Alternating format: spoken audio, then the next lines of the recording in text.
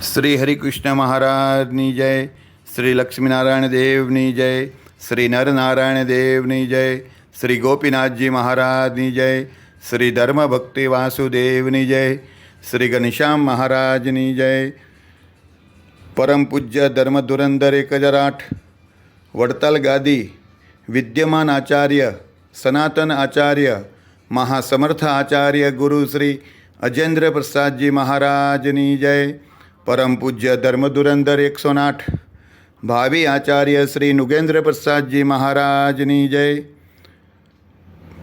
ભગવાનના વાલા સર્વે સંતો ભક્તો ધર્મકુળ ભક્તિકુળ સર્વે મુક્તો તમામ ભક્તોના ચરણોમાં કોટી કોટી સાષ્ટાંગ દંડવત વંદન પ્રણામ સાથે સર્વને જય શ્રી સ્વામિનારાયણ. શ્રી હરિએ વડતાલમાં રામનવમીના ઉત્સવ પછી સીતારામજી મહારાજને જનોઈ આપી. શ્રી હરિની શોભાનું શ્રવણ કરે છે તેના બધા જ જન્મોના પાપ બળીને ભસ્મ થઈ જાય છે. શ્રી હરિના જે ચરિત્ર હોય છે તેને જે કોઈ ભક્ત શ્રદ્ધાભાવથી કાને સાંભળે તો તેના અનંત જન્મના પાપોનો નાશ થઈ જાય છે. શ્રી હરિના ચરિત્રોને આવા સમજીને ઘણા હેતથી હું તમને કહું છું. કોઈ હેત વિના ચરિત્રોને કહે કે સાંભળે તો તેના તે લુખ્ખા લાગે છે. જે બાબત લુખ્ખી હોય તેમાં કોઈને ક્યારેય લગાર પણ ભાવ થતો નથી. શ્રીહરિ ગોમતી સરોવરને સવારથી જ સંતો હરિભક્તોની પાસે રોજ ઘણા ઉત્સવથી ગળાવતા હતા. શ્રીહરિ પોતે પણ રોજ તે ગોમતી તળાવનો ગાળ માથા ઉપર લઈ બહાર કાઢતા હતા. સંતો તથા હરિભક્તોને વારંવાર સંભાળવા માટે જ શ્રીહરિ અપાર ચરિત્ર નિત્ય કરતા હતા.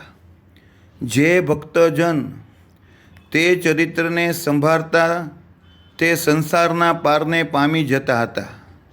આ ગ્રંથમાં રહેલી શ્રીહરિની વાતો સંસારના બંધનને કાપનારી છે અને તમામ પ્રકારના સુખને આપનારી છે. સંવંત 1881ના વર્ષથી સંવંત 1885ના વર્ષ સુધી જે રામનવમીના ઉત્સવ આવતા તેને પરમ સુખદાયક શ્રીહરિ વડતાલ આવીને ઉજવતા હતા. શ્રી ગોમતીજીનો મહિમા વડતાલમાં. જેટલા દિવસ શ્રીહરિ વડતાલમાં રહ્યા તેટલા દિવસ સવારથી બપોર સુધી પોતે ગોમતીને ગળાવતા હતા.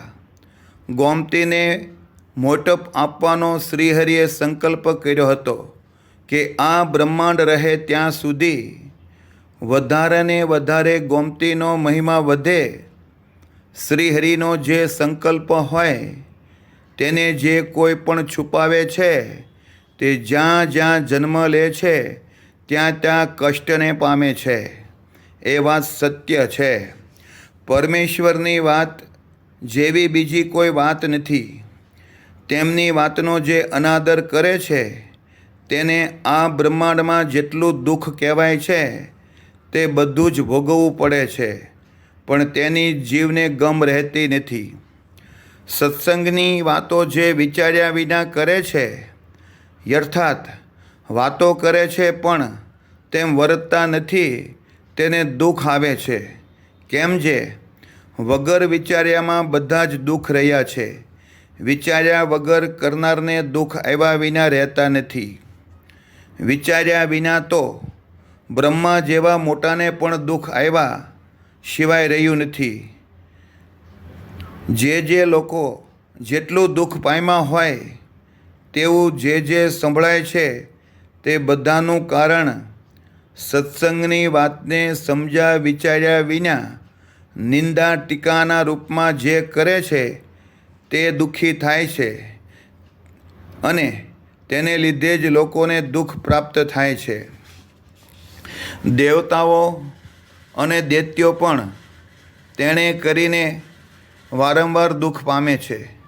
સત્સંગની સત્ય વાતમાં જ્યાં સુધી સુખ નથી માનતા ત્યાં સુધી તેને દુઃખ મળતું નથી. કોટી કોટી કલ્પ વીતી જાય તો પણ દુઃખનું કારણ તેઓને ક્યારેય દેખ્યામાં પણ આવતું નથી.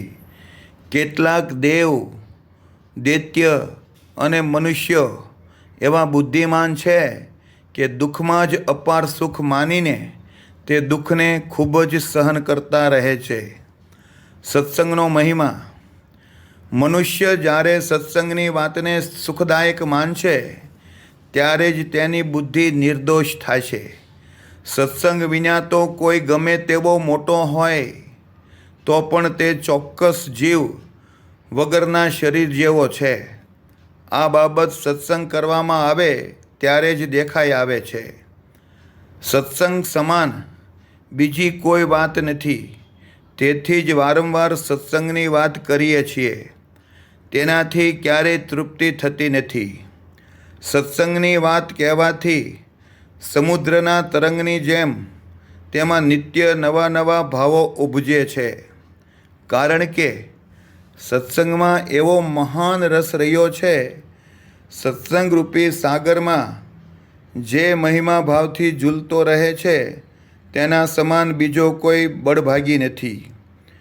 ભગવાન અને સત્સંગ સિવાય બીજામાં જેને ક્યારેય ભાવ આસક્તિ ન થાય તેનો સત્સંગ પાકો થયો જાણવો. તે તેના હૃદયમાં ભાવ જ કહી દે છે. કેમ જે જેના અંતરમાં જેવું વર્તતું હોય તે ભાવ ઉપરથી જણાઈ આવે છે. ભગવાન તથા સત્સંગ સિવાયના બીજામાં જ્યાં સુધી અધિક ભાવ રહે છે ત્યાં સુધી સત્સંગ કરવામાં કસર રહી છે. જેટલો ભાવ હોય તેટલો સત્સંગ કહેવાય છે. સત્સંગના જેવા નિયમો છે તેમાં જે જેટલો દૃઢતાથી વર્તે છે તેમાં તેટલો ભાવ રહ્યો છે. ભાવને લીધે નિયમો અને નિયમે કરીને ભાવ દેખાઈ આવે છે. શ્રીહરિના ચરિત્ર અને વાતો સાંભળવામાં જેને જેવો ભાવ હશે તે અંતરમાં તેવું સુખ પામશે. જે જેટલી સાંભળવામાં કસર રાખશે તેના અંતરમાં તેટલો ઉદ્વેગ રહેશે. શ્રવણ કરવામાં જે કસર રહે છે તે જ ઉદ્વેગનું કારણ છે. કોઈ પણ બાબત હોય તેમાં શ્રવણ મનનાદિક સાધન ઠેકાણે ઠેકાણે મુખ્ય રહ્યા છે. તે 4 સાધન વિના એક પણ બાબત ફળદાયી થતી નથી. એવા તે બધા જ સાધન મુખ્ય રહ્યા છે. તે વખતે મંદિરની આગળના ભાગમાં સભા મંડપનો ચોતરો કરવાનો આરંભ કર્યો. 6 દિવસમાં તો તે ચોતરો પૂરો કર્યો. તે ચોતરો તૈયાર કરવામાં બધા જ સંતો નિત્ય ખૂબ શ્રમ કરતા હતા. તેથી તે બધા સંતોના શરીર ઉપર પરસેવો અને માટીનો ગારો ચોંટ્યો હતો. તેથી શ્રીહરિ તેમને ઘણા ભાવથી ભેટ્યા. સેવા કરનારા પર શ્રીહરિનો ખૂબ જ રાજીપો થયો. શ્રીહરિ કહે, હે સંતો, આ તમારા શરીર ઉપર ચોંટેલો ગારો તે ગારો નથી, પણ આ તો કેસરી ચંદન ભર્યું છે. માટે જો કોઈ તે ગારો લૂછીને આવશે તો તેને અમે ભેટશું નહીં, એવું સ્પષ્ટ કહીએ છીએ. વળી બધા જ સંતો સાંભળી લો. જેણે સેવાની મહેનત ન કરી હોય પણ ભેટવા માટે શરીરે કીચડ ચોપડીને જે કોઈ આવશે તો તેને પણ અમે ભેટશું નહીં. આમ કહીને શ્રીહરિ બધા જ સંતોને ભેટ્યા. સૌને સંભાળીને તેમના વખાણ કર્યા. આમ તે સંતોને રાજી રાજી કરી દીધા. હાલ ભૂમિ ઉપર ગુરુ અને શિષ્યો અમાપ છે. ભેખધારી ત્યાગીઓ પણ અપરંપાર છે. તે પોતે પોતાની રીતને લગાર પણ જાણતા નથી. તે રીત વગરના ગુરુ અને શિષ્યો નામ માત્રના જ કહેવાય છે. શાસ્ત્રમાં ગુરુની જેવી સનાતન રીત છે તે બતાવી છે. તે શાસ્ત્રમાં કહેલી સનાતન રીતને જોઈને તે રીત સ્વામિનારાયણે ચલાવી છે. શ્રી સ્વામિનારાયણ પોતાના જે ત્યાગી શિષ્યો છે તે બધાને સ્ત્રી અને ધનથી દૂર રખાવે છે. તેથી જ ત્યાગી થઈને જે કોઈ ધન તથા સ્ત્રીમાં બંધાઈ જાય છે તેને સ્વામિનારાયણ પોતાના માનતા નથી. જે સંસારીઓ શ્રી સ્વામિનારાયણના શિષ્યો થાય છે તેમની પાસે પણ તેઓ માંસ, મદિરા, ચોરી અને વ્યભિચારનો ત્યાગ કરાવે છે. કેમ જે તેઓ આ ચારેય બાબતને પાપનું મૂળ માને છે. શ્રી સ્વામિનારાયણ સિવાયના જે કોઈ પૃથ્વી પર છે તેઓ તે ચાર પાપ ન કરવાનો નિયમ રખાવતા નથી. તેઓ તો મનમાં જેમ ફાવે તેમ વર્તે છે. જે મનમુખી ચાલે છે તેને રાજા દંડ કરે છે.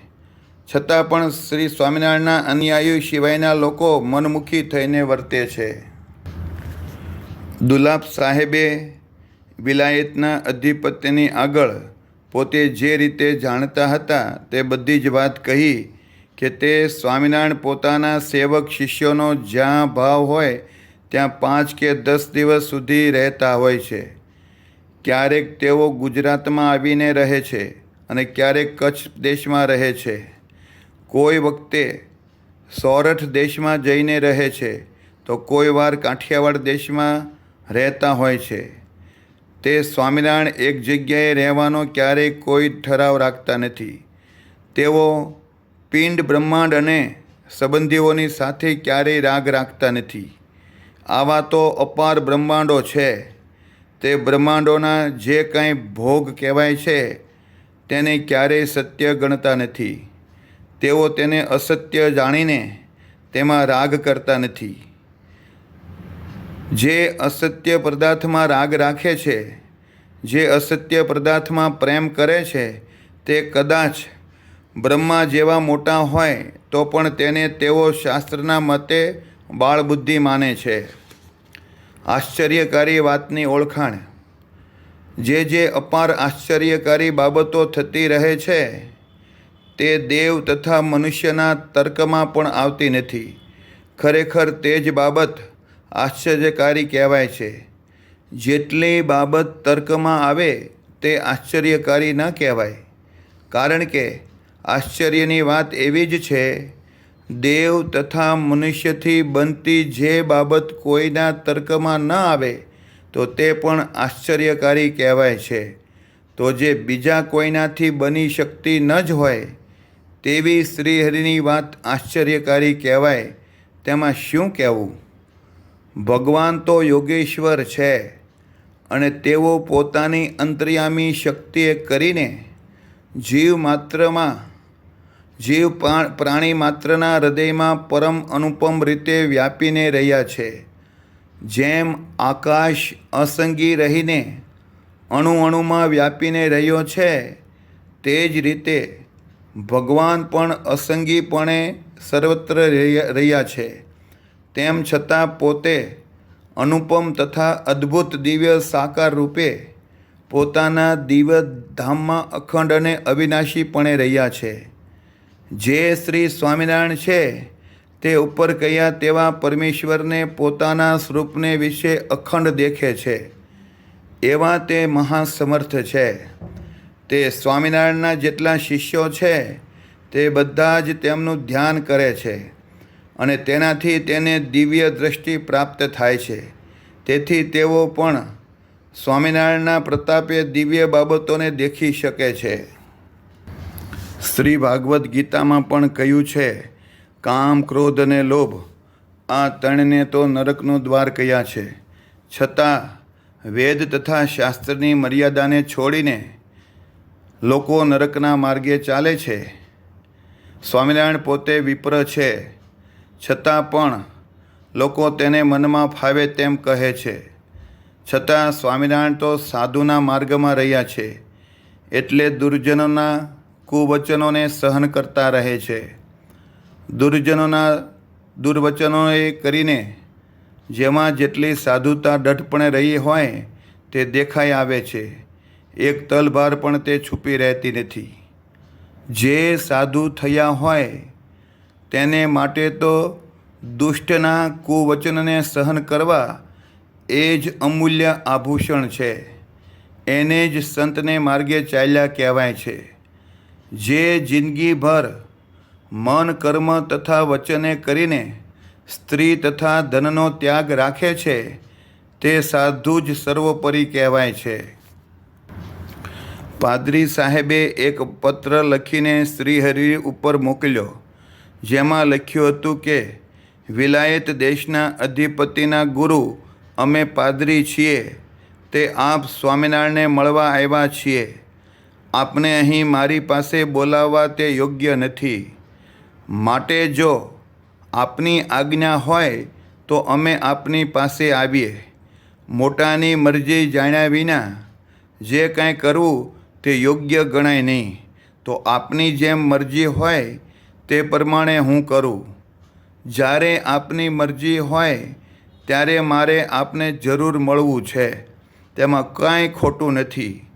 જેવી આપની મરજી હોય તેવો મને પત્ર લખજો.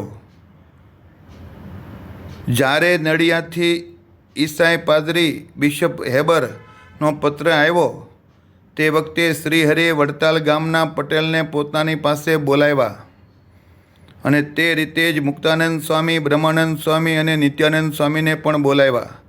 તે સૌને શ્રીહરિએ કહ્યું, હવે તમે જેમ કહો તેમ તે પાદરીને પત્ર લખાવીએ. જેમ ભગવાને ધાર્યું હશે તેમ થશે. ત્યારે ગામના પટેલે વિચારીને કહ્યું, મહારાજ આપ અત્યારે નડિયાદ જાઓ તો સારું. આપના જવાથી તે પાદરી સાહેબ ખુશ થશે. ત્યારે શ્રીહરિએ ઘણા હેતથી તે બાબતનો પાદરીને પત્ર લખાવ્યો. અસ્તુ. જય શ્રી સ્વામિનારાયણ. આગળની કથા આવતીકાલે.